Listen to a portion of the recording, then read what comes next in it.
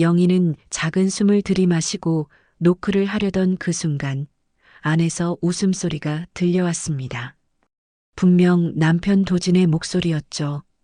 그런데 그 웃음이 이상했습니다. 집에서는 한 번도 들어보지 못한 밝고 경쾌한 웃음이었거든요. 그리고 그와 함께 들리는 또 다른 웃음소리, 여자의 목소리였습니다. 도진 오빠, 정말 재미있으시네요. 영희의 심장이 쿵 하고 내려앉았습니다. 서진 씨가 이렇게 웃어주니까 어머니도 기분이 좋아지시는 것 같아요. 서진이라는 이름. 과연 누구일까요? 영희는 조심스럽게 병실 문틈으로 안을 들여다봤습니다. 그리고 그 순간 세상이 무너지는 것 같았습니다. 침대 옆 의자에 앉은 도진이 한 여자의 손등을 꼭 잡고 있었습니다. 그 여자는 30대 중반 정도로 보이는 단정한 옷차림의 여성이었죠. 도진 오빠, 이렇게 손잡으시면 안 되는데요. 여자가 부끄러운 듯 말하며 손을 빼려고 했지만 도진은 더욱 꽉 잡았습니다. 괜찮아요. 어머니는 주무시고 계시니까. 정말로 시어머니는 침대에 누워 조용히 눈을 감고 있었습니다. 대체 이게 무슨 상황일까요? 진짜 며느리를 두고 시어머니는 왜 젊은 여성을 받아들이셨을까요? 이어서 들어보시겠습니다. 서울 변두리 작은 빌라의 2층 계단을 올라가는 발걸음이 유독 무겁게 들립니다. 오늘도 장영희는 혼자 집으로 돌아왔습니다. 59세의 나이에도 여전히 꼿꼿한 어깨, 단정하게 빗어넘긴 회색 머리카락이 그녀의 성격을 말해주죠. 40년간의 결혼 생활이 만들어낸 습관처럼 영희는 현관문을 열며 작은 목소리로 말했습니다. 다녀왔습니다. 하지만 돌아오는 대답은 없었습니다. 언제나 그랬듯이 말이죠. 거실 소파에 앉아 영희는 휴대폰을 바라봅니다. 남편 도진에게서 온 문자 메시지가 화면에 떠 있었죠. 어머니 상태가 좀 안 좋아서 오늘도 병원에서 밤을 새워야 할 것 같다. 미안하다. 영희는 작은 한숨을 내쉬었습니다. 남편이 집에 들어온 지 벌써 일주일이 넘었습니다. 교감직에서 퇴직한 지 3년째, 도진은 시어머니 병간호를 핑계로 집에 거의 얼굴을 비추지 않았죠. 처음엔 효자라고 생각했습니다.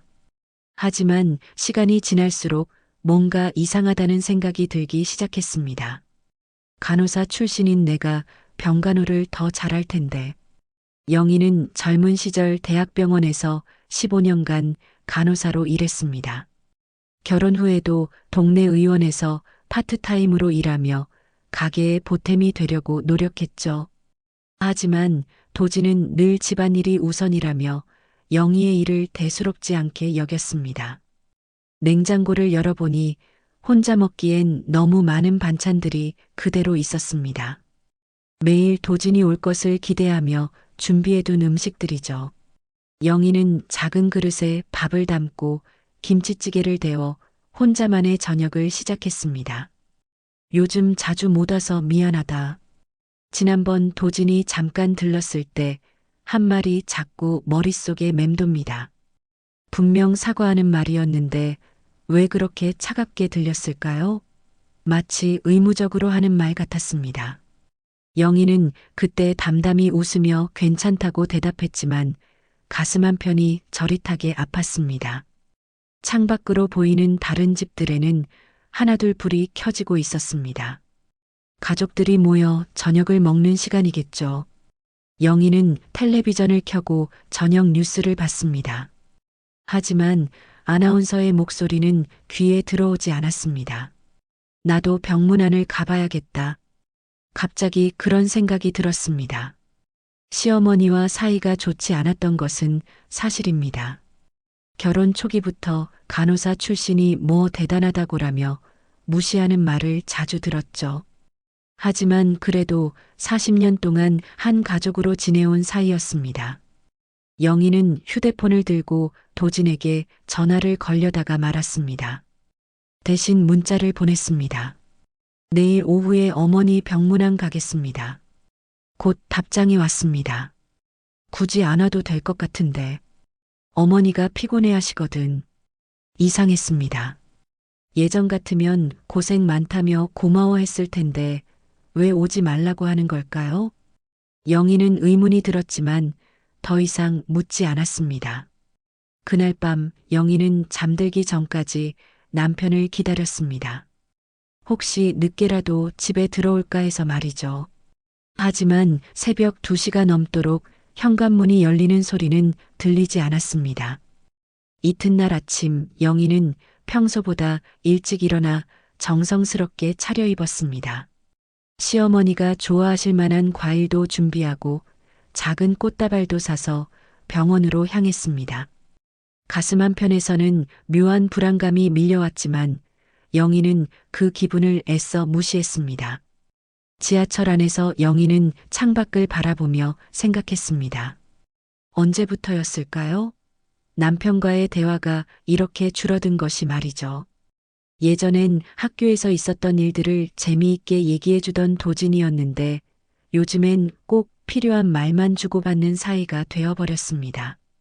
병원에 도착한 영희는 안내 데스크에서 시어머니의 병실 번호를 확인했습니다. 오랜만에 가는 병문안이라 긴장도 되고 설레기도 했죠.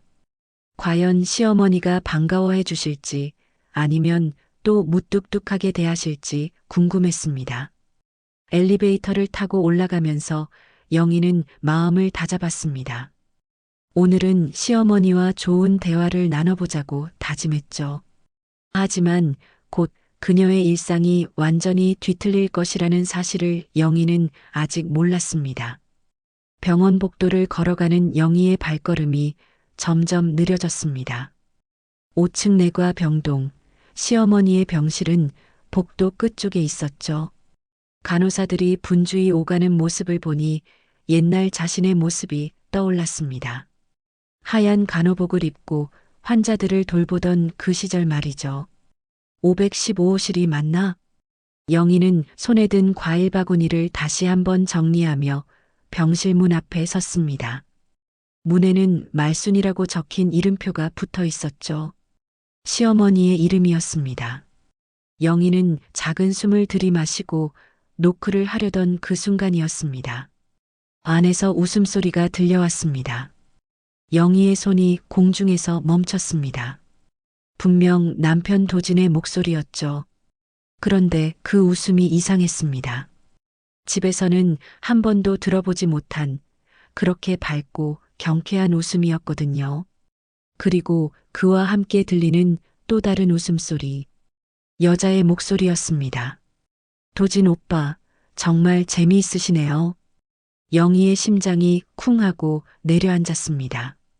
도진 오빠라고 불렀다고요? 영희는 귀를 의심했습니다. 혹시 잘못 들은 건 아닐까요? 하지만 곧이어 들린 도진의 대답이 모든 의심을 확신으로 바꿔놓았습니다. 서진 씨가 이렇게 웃어주니까 어머니도 기분이 좋아지시는 것 같아요. 서진이라는 이름. 영희는 처음 듣는 이름이었습니다. 과연 누구일까요? 영희는 조심스럽게 병실 문틈으로 안을 들여다봤습니다. 그리고 그 순간 세상이 무너지는 것 같았습니다. 침대 옆 의자에 앉은 도진이 한 여자의 손등을 꼭 잡고 있었습니다. 그 여자는 30대 중반 정도로 보이는 단정한 옷차림의 여성이었죠. 머리를 깔끔하게 뒤로 넘긴 모습이 어딘지 모르게 영희 자신의 젊은 시절을 연상시켰습니다. 도진 오빠, 이렇게 손 잡으시면 안 되는데요. 여자가 부끄러운 듯 말하며 손을 빼려고 했지만 도진은 더욱 꽉 잡았습니다. 괜찮아요. 어머니는 주무시고 계시니까. 정말로 시어머니는 침대에 누워 조용히 눈을 감고 있었습니다. 하지만 그 평화로운 모습과는 대조적으로 영희의 마음은 폭풍우가 몰아치고 있었죠. 내가 간호사로 일하던 병원에서 이렇게 나 몰래? 영희의 머릿속에 온갖 생각이 스쳐 지나갔습니다. 남편이 집에 들어오지 않는 이유, 병문안 오지 말라고 했던 이유, 그리고 최근 들어 더욱 차가워진 태도까지 모든 퍼즐 조각이 맞춰지는 것 같았습니다. 서진아, 고마워. 내가 없었으면 어머니 병간호 정말 힘들었을 거야. 도진의 목소리에는 영희에게 한 번도 들려준 적 없는 다정함이 담겨 있었습니다. 40년 결혼 생활 동안 영희가 간절히 바랐던 그런 따뜻한 목소리였죠. 어머, 제가 뭘 했다고요? 그냥 자원봉사 차원에서 도와드리는 것뿐인걸요. 자원봉사라니. 서진 씨는 정말 천사 같아요. 영희는 더 이상 볼 수 없었습니다. 과일 바구니를 든 손이 덜덜 떨렸죠. 가슴이 터질 것 같았고 숨을 쉬기가 힘들었습니다. 영희는 조용히 뒤돌아 복도로 나왔습니다. 엘리베이터를 기다리는 동안 영희의 머릿속은 하얗게 비어 있었습니다. 아무 생각도 할 수 없었죠. 다만 가슴 한편이 뻐근하게 아팠습니다. 마치 무언가 깨져버린 것 같은 아픔이었습니다. 집으로 돌아가는 지하철 안에서 영희는 창밖을 바라봤습니다. 하지만 스쳐 지나가는 풍경은 전혀 눈에 들어오지 않았죠. 머릿속에는 도진이 그 여자의 손을 잡던 모습만 계속 맴돌았습니다. 40년 동안 내가 뭘 한 거지? 영희는 작은 목소리로 중얼거렸습니다. 결혼 후 남편을 위해 간호사 일도 그만두고 시어머니 눈치를 보며 살아온 세월들이 주마등처럼 지나갔죠. 그런데 이제 와서 이런 일이라니. 집에 도착한 영희는 소파에 주저앉았습니다. 준비해간 과일 바구니는 그대로 현관에 방치되어 있었죠. 영희는 멍하니 천장을 바라보며 생각했습니다. 이제 어떻게 해야 할까요? 휴대폰이 울렸습니다. 도진에게서 온 문자였습니다. 오늘 병문안 온다고 했는데 안 왔네? 어머니가 많이 피곤해하셔서 다행이야. 영희는 휴대폰을 바라보며 씁쓸하게 웃었습니다. 거짓말이었죠. 시어머니는 조용히 주무시고 있었고 도진은 그 여자와 다정하게 시간을 보내고 있었으니까요. 그래, 다행이지. 내가 가서 방해할 뻔했으니까. 영희는 답장을 보내지 않았습니다. 대신 휴대폰을 소파 쿠션 사이에 묻어버렸죠. 그리고 조용히 눈을 감았습니다. 그날 밤 영희는 잠을 이룰 수 없었습니다. 침대에 누워서도 계속 그 장면이 머릿속에 떠올랐거든요. 남편의 다정한 목소리, 그 여자의 수줍은 웃음, 그리고 꼭 잡힌 두 사람의 손. 이제 정말 모든 게 끝난 건가? 영희는 작은 목소리로 혼잣말을 했습니다. 40년 결혼 생활이 이렇게 무너질 줄은 꿈에도 생각하지 못했죠. 하지만 이제 현실을 받아들여야 했습니다. 남편에게는 다른 여자가 있었고 자신은 이미 과거의 사람이 되어버렸다는 사실을 말입니다. 새벽이 되어서야 영희는 간신히 잠들 수 있었습니다. 하지만 꿈속에서도 그 장면은 계속 반복되었죠. 그리고 아침이 되면 더 큰 충격이 기다리고 있다는 것을 영희는 아직 모르고 있었습니다. 사흘이 지났습니다. 영희는 그동안 집안에만 틀어박혀 있었죠. 밥도 제대로 먹지 않고 그저 소파에 앉아 멍하니 시간을 보냈습니다. 휴대폰도 꺼놓았고 누군가 문을 두드려도 나가지 않았습니다. 그런데 오늘 도진에게서 전화가 왔습니다. 영희는 한참을 망설이다가 받았죠. 영희야, 왜 연락이 안 되냐? 혹시 어디 아픈 데라도 있어? 도진의 목소리는 평소와 다름없이 담담했습니다. 마치 아무 일도 없었다는 듯이 말이죠. 영희는 가슴이 답답했지만 최대한 평정심을 유지하려고 노력했습니다. 아니야, 괜찮아. 그냥 좀 피곤해서. 어머니 상태가 많이 좋아지셨어. 의식도 더 또렷해지시고. 그래, 다행이네. 짧은 침묵이 흘렀습니다. 영희는 용기를 내어 물었죠. 그런데 서진 씨는 누구야? 전화기 너머로 도진이 당황하는 기색이 느껴졌습니다. 한참을 머뭇거리더니 대답했죠. 서진? 그게 왜? 그냥 궁금해서. 병원에서 자원봉사한다면서? 아, 그래. 병원 자원봉사자야. 어머니를 많이 도와주고 있어. 영희는 더 이상 묻지 않았습니다. 거짓말이라는 것을 알고 있었거든요. 그 여자를 대하는 도진의 태도는 단순한 자원봉사자를 대하는 것이 아니었으니까요. 전화를 끊은 후 영희는 집을 나섰습니다. 더 이상 이렇게 있을 수는 없었죠. 진실을 알아야 했습니다. 동네 장터로 향했습니다. 이곳은 온갖 소문이 모이는 곳이었거든요. 특히 채소가게 김 사장 아주머니는 동네 소식통으로 유명했죠. 영희 씨, 오랜만이네요. 요즘 어떻게 지내세요? 그냥 그래요. 김 사장님은 어떠세요? 영희는 배추 몇 포기를 사면서 자연스럽게 대화를 시작했습니다. 그리고 슬쩍 남편 이야기를 꺼냈죠. 우리 남편이 요즘 시어머니 병간호 때문에 집에 자주 못 와요. 아, 도진 씨 말씀이세요? 그런데 말이 나온 김에 영애 씨는 아시나요? 김 사장 아주머니가 주변을 살피더니 목소리를 낮춰 말했습니다. 도진 씨가 학교 그만두고서는 젊은 여자랑 자주 병원 드나들던데요.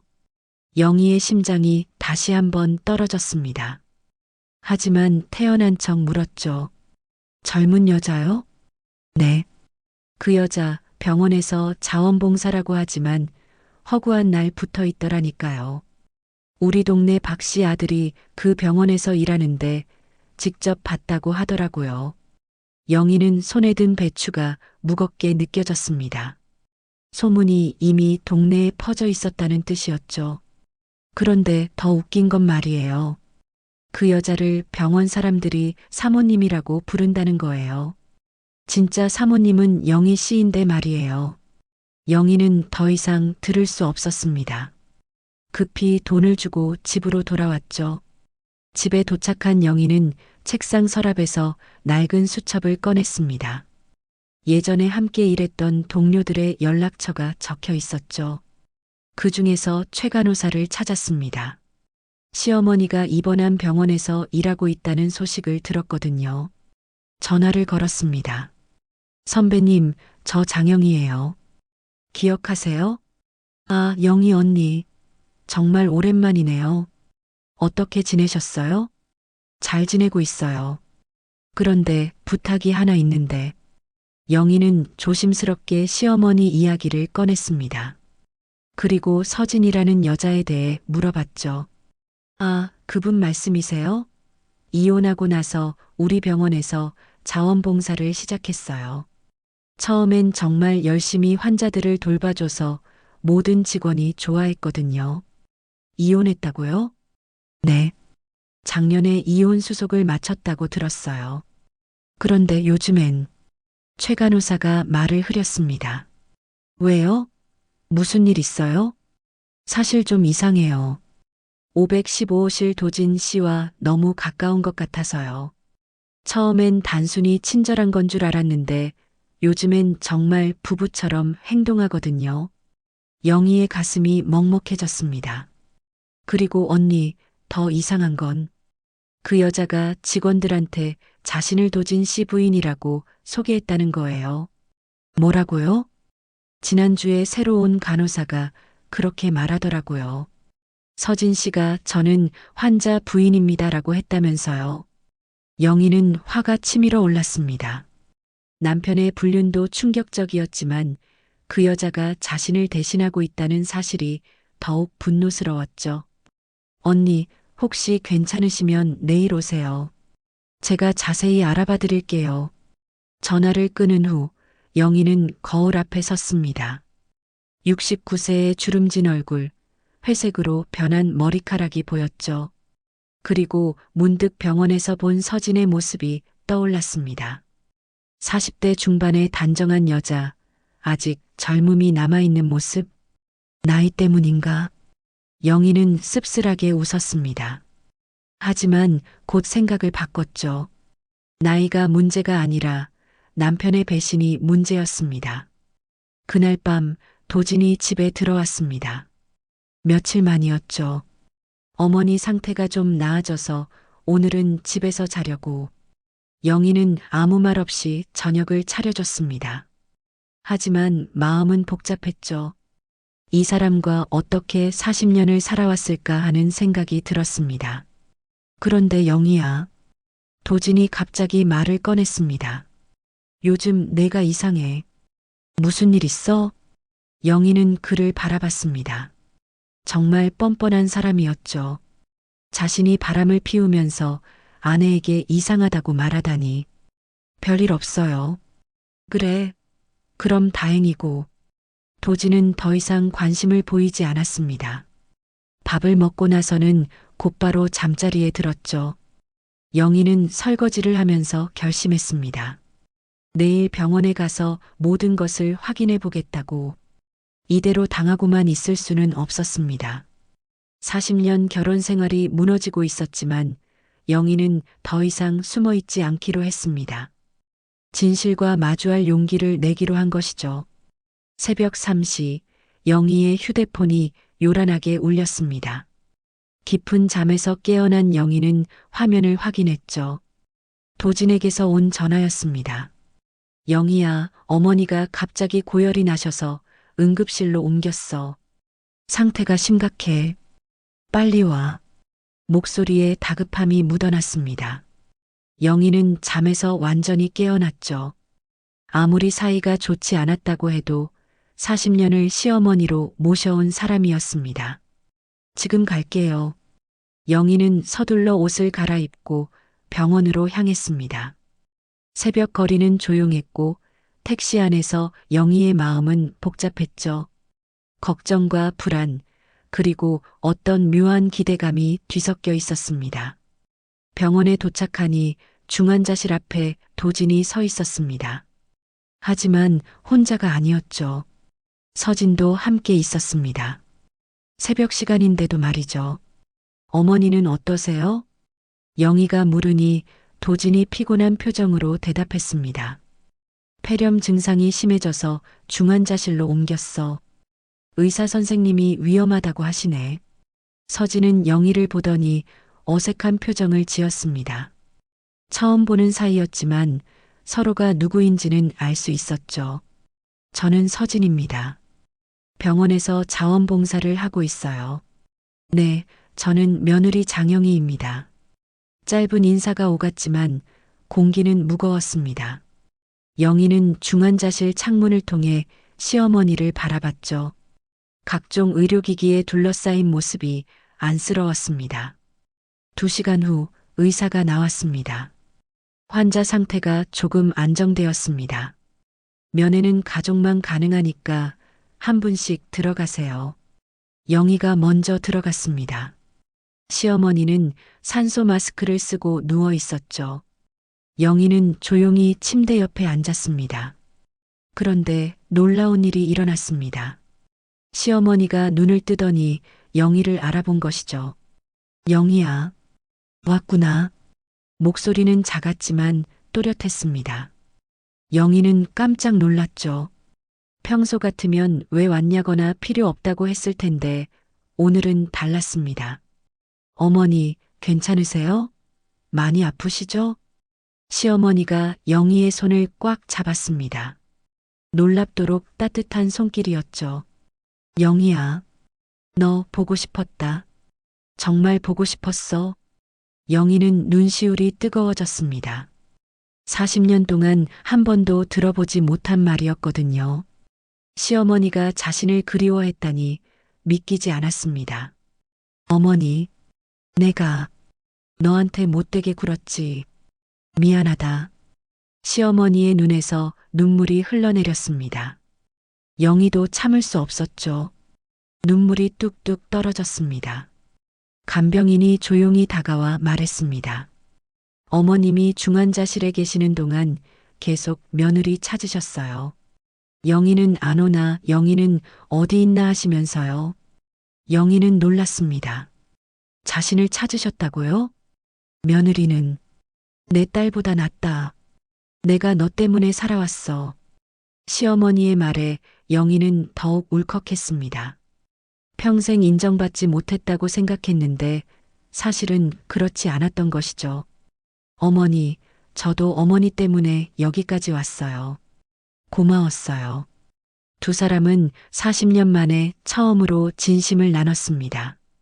죽음 앞에서야 비로소 서로의 마음을 이해하게 된 것이죠. 면회 시간이 끝나고 영희가 나오니 도진과 서진이 기다리고 있었습니다. 둘의 모습이 어정쩡해 보였죠. 어머니는 어떠셨어요? 도진이 물었지만 영희는 대답하지 않았습니다. 대신 서진을 바라봤죠. 서진 씨, 어머니와는 어떤 사이세요? 갑작스러운 질문에 서진이 당황했습니다. 그냥 자원봉사로 도와드리는 사이예요. 그런데 왜 새벽에 여기 계세요? 자원봉사자가 새벽까지 병원에 있나요? 영희의 날카로운 질문에 서진은 말문이 막혔습니다.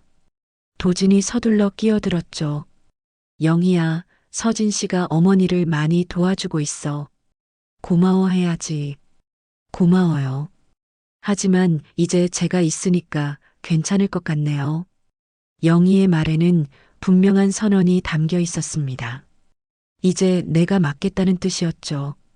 다음 날 영희는 병원에서 하루 종일 시어머니를 돌봤습니다. 간호사 출신답게 전문적으로 케어했죠. 의료진들도 감탄했습니다.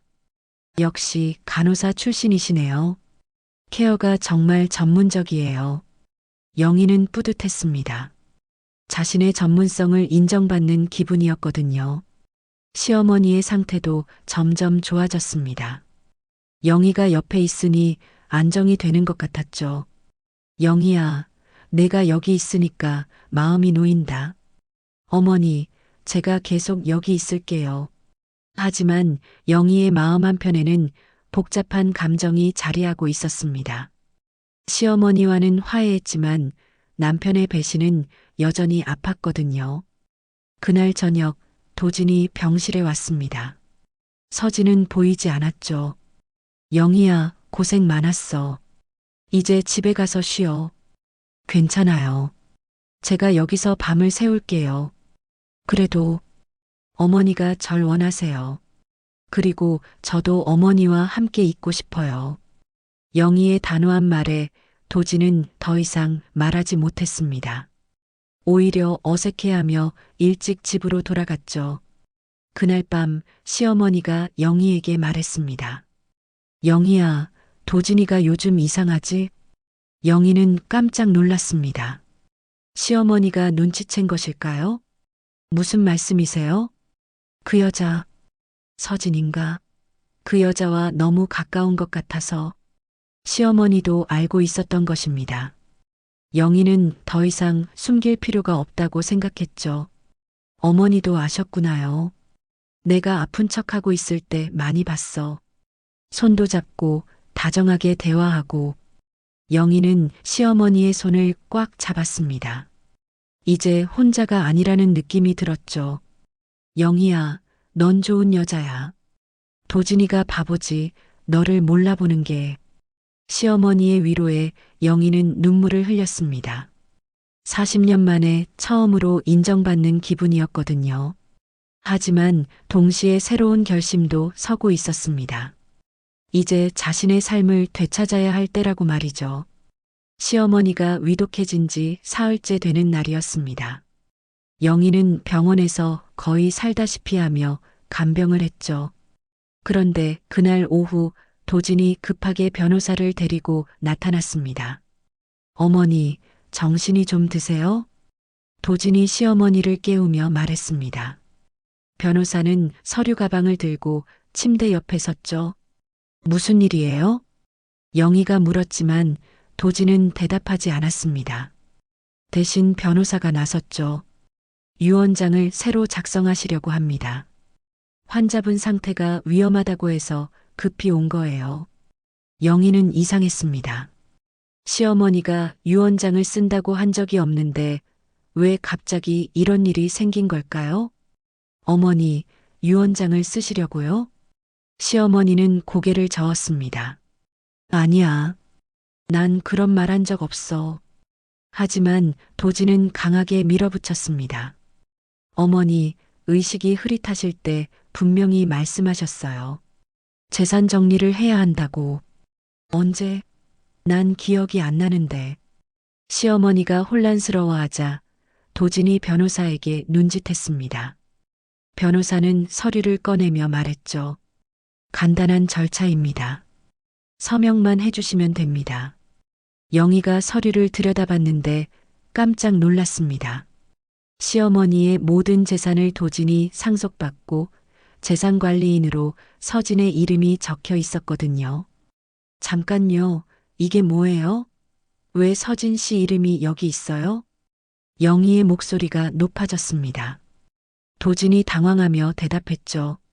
서진 씨가 어머니를 많이 도와줬으니까 감사의 표시로 재산관리인을 맡긴다고요? 이게 말이 돼요? 영희는 화가 났습니다. 남편의 불륜 상대를 재산관리인으로 지정하다니 이런 뻔뻔한 일이 어디 있을까요? 시어머니도 서류를 보더니 고개를 저었습니다. 이건 내가 원하는 게 아니야. 서진이가 누군지도 잘 모르는데. 어머니, 정신이 흐릿하시니까 그런 거예요. 일단 서명부터 하세요. 도진이 억지로 펜을 쥐어주려 했지만 시어머니가 손을 뿌리쳤습니다. 싫어. 난 그런 거 안 써. 그때 간병인이 조용히 다가왔습니다. 최 간호사였죠. 실례합니다만 환자분이 어제 녹음한 게 있어요. 녹음이요? 영희가 물으니 최 간호사가 녹음기를 꺼냈습니다. 환자분이 정신이 또렷할 때 부탁하셨어요. 중요한 말씀이 있다고 하시면서 녹음기에서 시어머니의 목소리가 흘러나왔습니다. 영희야, 내 통장 비밀번호는 너만 안다. 그 돈은 내 것이야. 내가 너를 위해 모아둔 거야. 도진이는 모르게. 도진의 얼굴이 창백해졌습니다. 시어머니가 영희에게 비밀 계좌가 있다는 걸 말한 것이죠. 어머니, 이게 무슨 소리예요? 내가 영희 몰래 돈을 모았어. 영희가 간병비며 생활비며 다 대줬는데 미안해서. 시어머니가 힘없이 말했습니다. 영희는 놀랐죠. 자신이 몰래 돈을 모아뒀다는 게 아니라 시어머니가 영희를 위해 돈을 모아뒀다는 뜻이었거든요. 그 통장에 얼마나 있는데요? 도진이 다급하게 물었습니다. 3억? 아니, 4억 정도 될 거야. 부동산도 팔고 적금도 해지하고 엄청난 금액이었습니다. 영희는 믿기지 않았죠. 시어머니가 자신을 위해 그렇게 큰 돈을 모아뒀다니. 도진이 분노했습니다. 어머니, 이런 중요한 일을 왜 저한테 말씀 안 하셨어요? 그리고 영희, 내가 뭘 했다고 그 돈을 받아? 뭘 했다고요? 영희도 화가 났습니다. 40년 동안 시어머니 모시고 병간호하고 집안일 다 하고 그래도 부족해요? 너랑 어머니 사이엔 정이 없었잖아. 맨날 서로 소원하게 지냈으면서. 정이 없어서 제가 그분 대소변까지 닦았나요? 정이 없어서 밤새 간병했나요? 영희의 목소리가 떨렸습니다. 40년 동안 참아온 분노가 폭발하는 순간이었죠. 그리고 도진 씨, 정 얘기하지 마세요. 정이 있는 사람이 바람을 피워요? 도진이 당황했습니다. 영희가 모든 걸 알고 있다는 뜻이었거든요. 뭔 소리야? 서진 씨랑 손잡고 다정하게 지내는 거 다 봤어요. 병원 직원들이 서진 씨를 사모님이라고 부른다는 것도 알고 있고요. 병실이 조용해졌습니다. 변호사도 어색한 분위기를 눈치채고 뒤로 물러났죠. 시어머니가 힘겹게 말했습니다. 도진아, 내가 정말 그랬니? 어머니, 그게 아니라. 영희야, 미안하다. 내 아들이 이런 짓을 할 줄 몰랐어. 시어머니가 영희의 손을 꽉 잡았습니다. 그 돈, 정말 내 거야. 내가 나한테 해준 거에 비하면 적은 거야. 도진이 다시 화를 냈습니다. 어머니, 정신 차리세요. 그 돈은 우리 가족 돈이에요. 우리 가족이라고요? 영희가 차갑게 웃었습니다. 서진 씨도 우리 가족인가요? 재산관리인으로 이름 올리려고 했잖아요. 도진은 할 말이 없었습니다. 자신의 계략이 들통난 것이죠. 그때 최 간호사가 조용히 말했습니다. 사실 어머님이 어제 봉투 하나를 맡기셨어요. 영희 선생님께 전해달라고 하시면서 봉투에는 통장과 편지가 들어 있었습니다. 편지에는 이렇게 적혀 있었죠. 영희에게 이 돈은 너 때문에 존재하는 돈이다. 내가 나를 딸처럼 돌봐줬는데 나는 시어머니 노릇을 제대로 못했다. 이 돈으로 내 인생을 다시 시작해라. 도진이에게는 절대 주지 마라. 영희는 눈물이 났습니다. 시어머니의 진심이 느껴졌거든요. 도진이 마지막으로 소리쳤습니다. 이건 말이 안 돼요. 법적으로 문제 있어. 하지만 변호사가 고개를 저었습니다. 환자분이 정신이 또렷한 상태에서 한 말씀이고 녹음도 있으니까 법적으로 유효합니다. 도진의 계획은 완전히 무너졌습니다. 서진을 재산관리인으로 앉히려던 음모도 시어머니의 재산을 가로채려던 계획도 모두 실패한 것이죠. 영희는 비로소 깨달았습니다. 자신이 얼마나 소중한 존재였는지, 그리고 시어머니가 얼마나 자신을 아껴줬는지를 말이죠. 이제 정말로 새로운 인생을 시작할 수 있게 된 것입니다.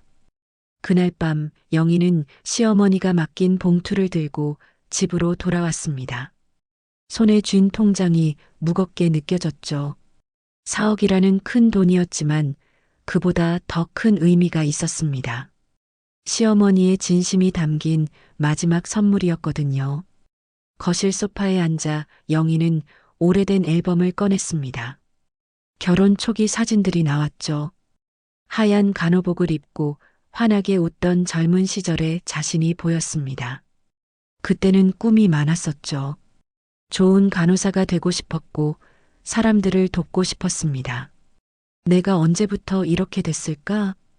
영희는 중얼거렸습니다. 언제부터 자신의 꿈을 포기하고 남편과 시어머니만 바라보며 살게 되었을까요? 문득 30년 전 기억이 떠올랐습니다. 도진의 첫 번째 바람을 알게 되었던 그날 말이죠.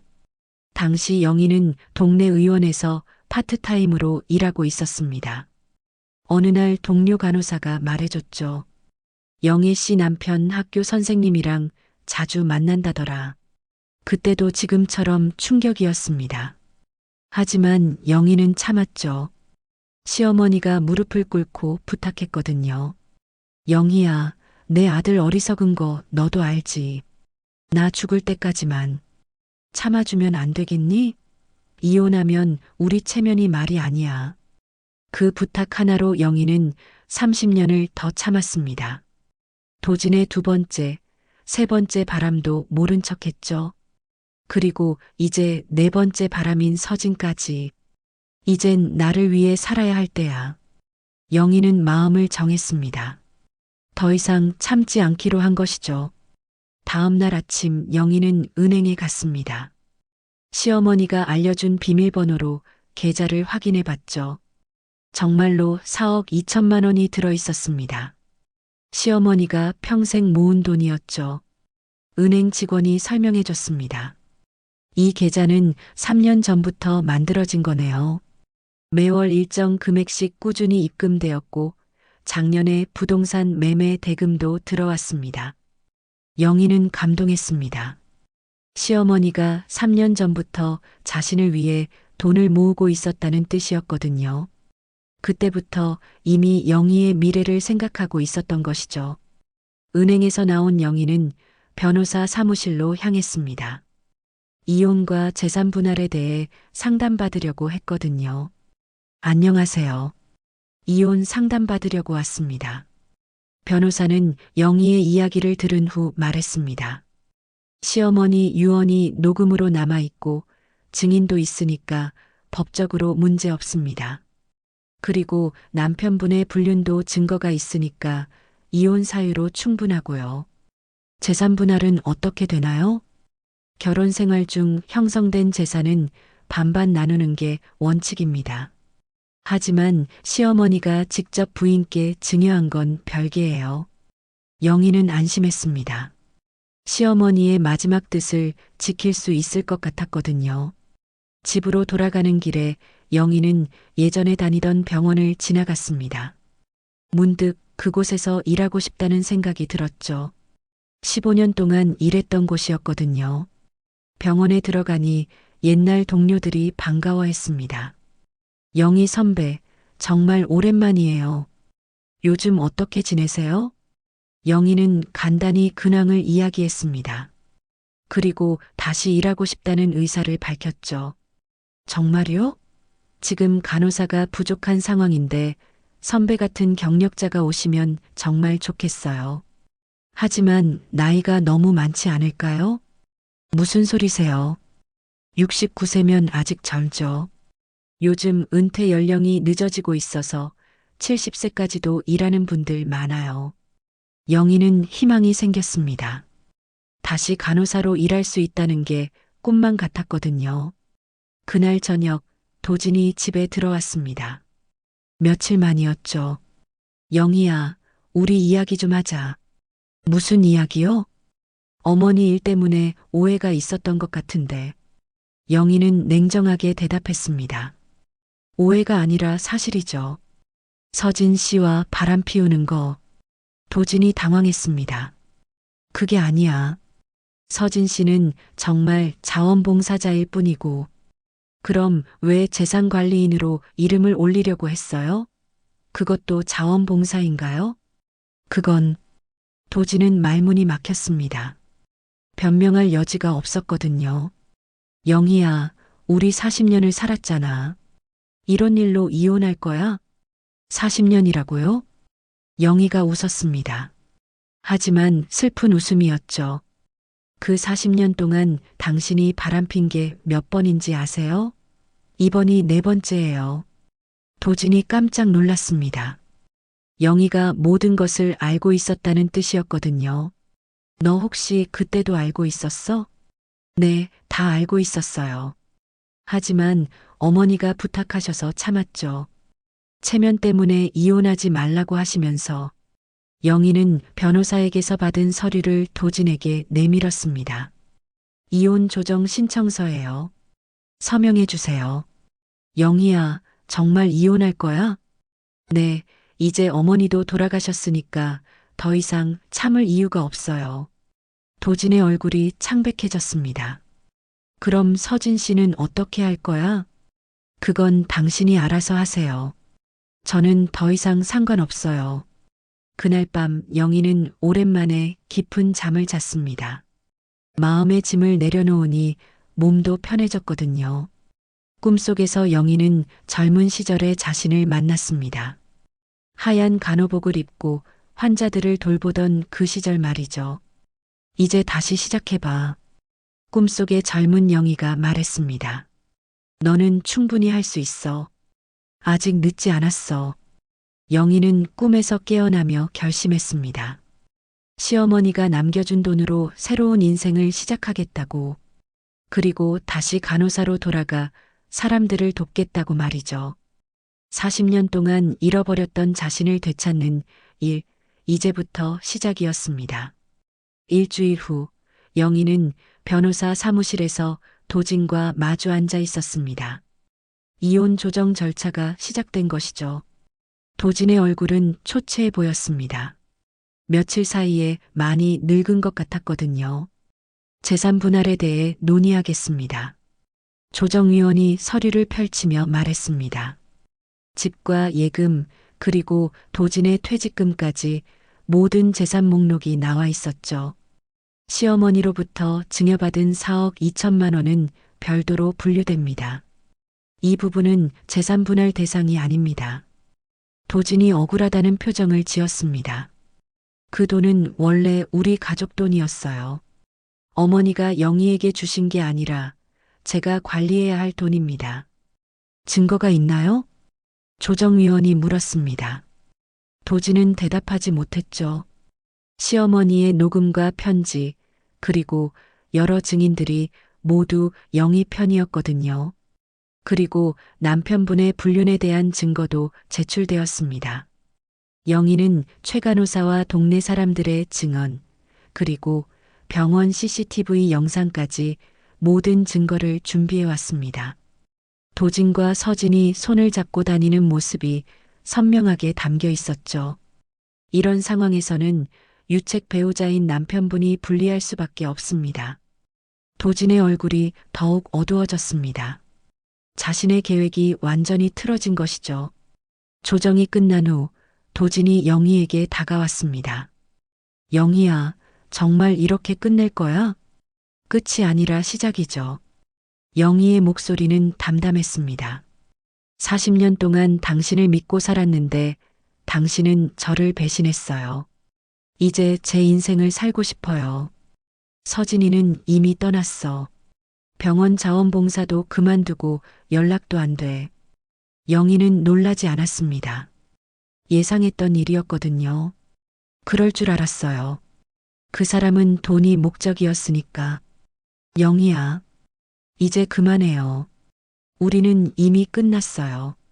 영희는 돌아서서 걸어갔습니다. 뒤돌아보지 않았죠. 그날 오후 영희는 예전에 다니던 병원에서 면접을 받습니다.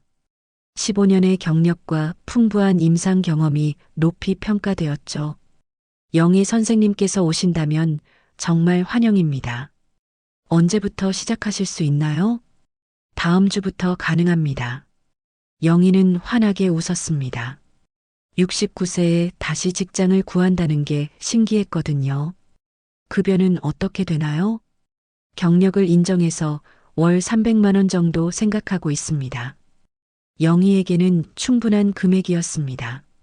시어머니가 남겨준 돈이 있으니 생활비 걱정은 없었고 일하는 기쁨을 되찾는 것이 더 중요했거든요. 집으로 돌아가는 길에 영희는 부동산에 들렀습니다. 새로운 집을 알아보려고 했죠. 어떤 집을 원하세요? 작아도 괜찮아요. 혼자 살 집이니까. 대신 햇볕이 잘 들고 교통이 편리한 곳으로요. 영희는 몇 군데의 집을 보고 마음에 드는 원룸을 찾았습니다. 병원과도 가깝고 깔끔하게 정리된 집이었죠. 보증금 5천만 원에 월세 50만 원입니다. 좋아요. 계약하겠습니다. 영희는 즉석에서 계약을 했습니다. 시어머니 돈의 일부를 보증금으로 내고 나머지는 미래를 위해 저축하기로 했죠. 저녁에 집으로 돌아오니 도진이 술에 취해 있었습니다. 영희야, 미안하다. 정말 미안해. 술 드시지 마세요. 몸에 안 좋아요. 영희는 냉정하게 말했습니다. 더 이상 도진을 돌봐줄 생각이 없었거든요. 나 혼자 어떻게 살라고. 당신도 이제 자립하세요. 저도 69세에 새로 시작하는데 당신이 못할 리 없잖아요. 영희는 짐을 정리하기 시작했습니다. 40년 동안 모은 물건들이었지만 정작 가져갈 것은 많지 않았죠. 앨범 몇 권과 간호사 시절 추억이 담긴 물건들, 그리고 시어머니가 남긴 편지가 전부였습니다. 다음 날 영희는 이사를 마쳤습니다. 새 집은 작았지만 따뜻했죠. 창문으로 들어오는 햇살이 집안을 환하게 비쳤습니다. 이제 정말 새로운 시작이구나. 영희는 혼자 중얼거렸습니다. 40년 만에 처음으로 진짜 자신만의 공간을 갖게 된 것이죠. 휴대폰이 울렸습니다. 병원에서 온 전화였습니다. 영희 선생님, 내일부터 출근 가능하시죠? 네, 준비 다 됐습니다. 그럼 내일 오전 9시에 오세요. 오리엔테이션부터 시작하겠습니다. 영희는 설렜습니다. 69세에 다시 간호사로 돌아간다는 게 믿기지 않았거든요. 그날 밤 영희는 하얀 간호복을 꺼내 다림질했습니다. 15년 전에 입었던 것이지만 아직 깔끔했죠. 거울에 비춰보니 예전과는 다른 모습이었지만 마음만큼은 젊어진 것 같았습니다. 어머니, 감사합니다. 덕분에 제가 다시 살 수 있게 됐어요. 영희는 시어머니의 영정 사진에 대고 조용히 말했습니다. 그 사진은 새 집에서 가장 좋은 자리에 모셔져 있었죠. 도진에게서 마지막 문자가 왔습니다. 영희야, 정말 미안하다. 행복하게 살아라. 영희는 답장하지 않았습니다. 이제 정말 끝이었거든요. 40년의 결혼 생활이 막을 내리고 새로운 인생이 시작되는 순간이었습니다. 그날 밤 영희는 평생 가장 평안한 잠에 들었습니다. 내일부터 다시 간호사로 일할 생각에 가슴이 설렜거든요. 시어머니가 남겨준 사랑과 돈으로 인생의 마지막 장을 아름답게 장식할 수 있게 된 것이죠. 40년 동안 잃어버렸던 자신을 드디어 되찾은 영희. 이제 그녀의 진짜 인생이 시작되려고 하고 있었습니다. 한 달 후 시어머니의 장례식이 있었습니다. 영희는 검은 한복을 단정하게 차려입고 장례식장에 도착했죠. 이미 많은 조문객들이 와 있었습니다. 시어머니를 아끼던 동네 사람들과 옛날 동료들이었습니다. 영희는 영정 앞에 향을 피우며 조용히 인사했습니다. 어머니, 편히 쉬세요. 제가 어머니 뜻대로 잘 살아갈게요. 도진은 한쪽 구석에서 혼자 앉아 있었습니다. 며칠 사이에 더욱 초췌해진 모습이었죠. 서진은 보이지 않았습니다. 정말 떠나버린 것 같았습니다. 조문객들이 하나둘 영희에게 다가와 인사했습니다. 영희 씨, 정말 고생 많았어요. 어머님이 영희 씨 자랑을 많이 하셨거든요. 늘 우리 며느리는 간호사야. 나라 지킨 사람이야 라고 하시더라고요. 영희는 눈시울이 뜨거워졌습니다.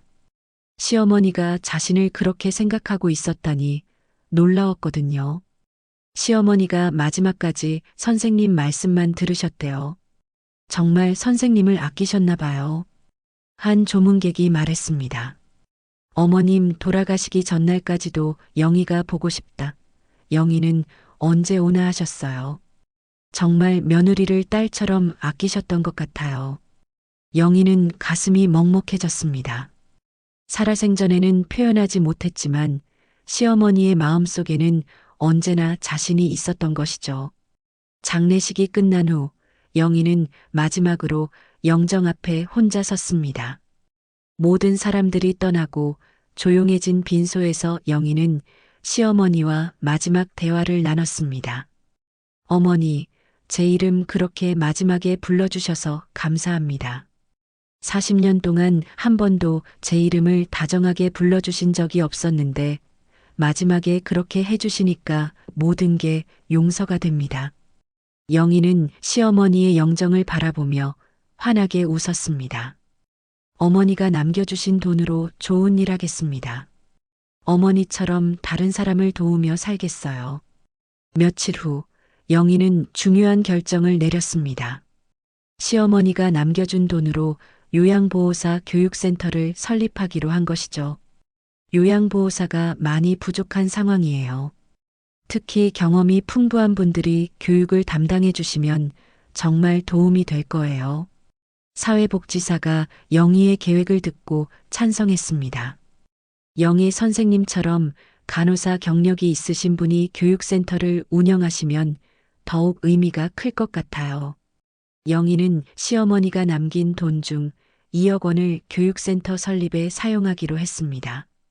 나머지는 운영비와 자신의 생활비로 썼죠. 교육센터 이름은 말순 요양보호사 교육원으로 정했습니다. 시어머니의 이름을 따서 지은 것이죠. 어머니 이름으로 많은 사람들이 도움을 받게 될 거예요. 영희는 뿌듯했습니다. 시어머니의 뜻을 이어가는 기분이었거든요. 교육센터 개원식 날 많은 사람들이 축하하러 왔습니다.